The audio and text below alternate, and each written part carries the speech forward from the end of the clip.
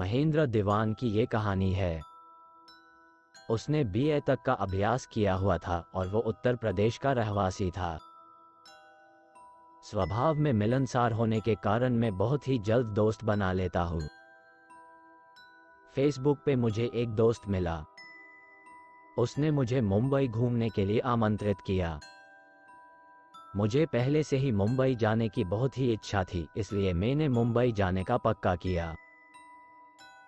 लेकिन मुझे नहीं पता था कि मेरी ये छुट्टियां बहुत ही भयानक तरीके से खत्म होगी। आज भी मैं उस खाकी कपड़े पहने हुए भूत के बारे में सोचता हूँ तो मेरे मुंह में से चीख निकल जाती है। मुंबई में मेरे दोस्त प्रतीक ने रेलवे स्टेशन के पास वाला घर पे मुझे रहने के लिए जगह दिया। 10 दिन की छुट्टियों में जुहू, चौपाटी, महालक्ष्मी मंदिर, गेटवे ऑफ इंडिया देखने का नक्की किया। प्रतीक नौकरी करता था, इसलिए उसके पापा को दोपहर का खाना देने जाने को मैंने मदद करने का नक्की किया। मुझे नहीं पता था कि दोस्त के पिताजी की ये मदद मुझे बहुत ही भारे पड़ने वाली थी। मैं मीरा रोड से टिफिन लेके जा रहा था। अचानक मेरी नज़र दाई और खाकी कलर के कपड़े पहने हुए एक आदमी पे पड़ी। मुझे लगा कि वो एक रेलवे का कर्मचारी होगा। मैंने उसको देखकर अपना सिर थोड़ा हिलाया और उसने भी अपना सिर हिलाया। लेकिन मैं जैसे ही आगे बढ़ा वो आदमी भी रेलवे के पाटे पे आगे आगे चलने लगा। अब मुझे डर के कारण पसीना आने लगा, क्योंकि मुझे लगा कि वो मानसिक रूप से अस्वस्थ है या फिर वो मुझे मार के लूट लेना चाहता है।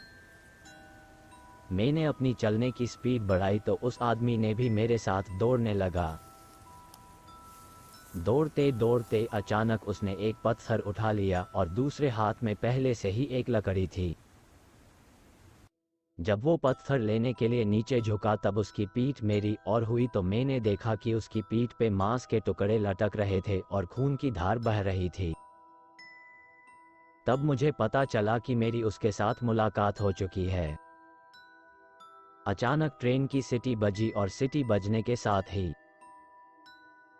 उस आदमी ने चीखें निकाली मेरे पर। मेरे तो रोंगटे तक खड़े हो गए और मैं कुछ भी सोचे बिना टिफिन फेंक के जोर से दौड़ने लगा। मेरी चंपल भी रास्ते में छूट गई और कंकड़ और पत्थर वाले रास्ते पे 300 मीटर तक दौड़ के हाईवे तक पहुंचा। सन्नाटा और उस संकी से दूर जाके लोगों की भीड़ देखकर मेरे जान में जान आई। लेकिन डर के कारण मैं रोने लगा। मेरी सांसें इतनी तेज चल रही थी, थकान के कारण मैं उस हाईवे पे बैठ गया। मुझे रोता हुआ देखकर लोग इकट्ठे हो गए। किसी ने मेरी जेब से फोन निकालकर मेरे दोस्त से बात किया। मेरा दोस्त टैक्सी में बिठा के उसके घर ले गया। प्रतीक के पिताजी ने मुझे उस रेलवे ट्रैक के पास भटकता हरिया नाम के भूत की दुर्घटना वाली बात बताए। उन्होंने बताया कि हरिया एक रेलवे कर्मचारी था। हरिया का काम ट्रेन के पाटे रिपेयर करने का था और जानवरों को रेलवे के पाटे से दूर रखने का था। हरिया खुद का काम पूरा लगन और मेहनत से करता था। एक दिन एक जानवर का पैर रेलवे के पाटे में फंस गया था। हरिया ये देखकर पाटे की ओर भागा और अपनी पूरा ताकत लगा के वो जानवर का पैर निकालने की कोशिश करने लगा और उसी वक्त अचानक से ट्रेन आ गई। लेकिन बहुत ही कोशिश के बाद हरियो उस जानवर का पैर पाटे में से निकाल तो दिया, लेकिन ट्रेन की आवाज़ के कारण घबरा गया हुआ जानवर ने अपने सींग से हरिया को उछाड़ के पाटे पर फेंक दिया और हरिया की पीठ पर से ट्रेन गुजर गई। शायद यही कारण से हरिया ट्रेन के पाटे से गुजर रहे हर एक व्यक्ति को ट्रैक से दूर भगा रहा है। और बहुत बार दोपहर में जानवर उस जगह पे जाके जोर जोर से चीख रहे हैं। शायद उनको भी डरा के हरियो रेलवे पाटे से दूर भगाना चाहता है, ताकि किसी के साथ उसके जैसी दुर्घटना ना हो। 10 दिन की छुट्टियां 4 ही दिन में पूरी करके मैं ट्रेन के बदले बस से वापस अपने गांव चला गया।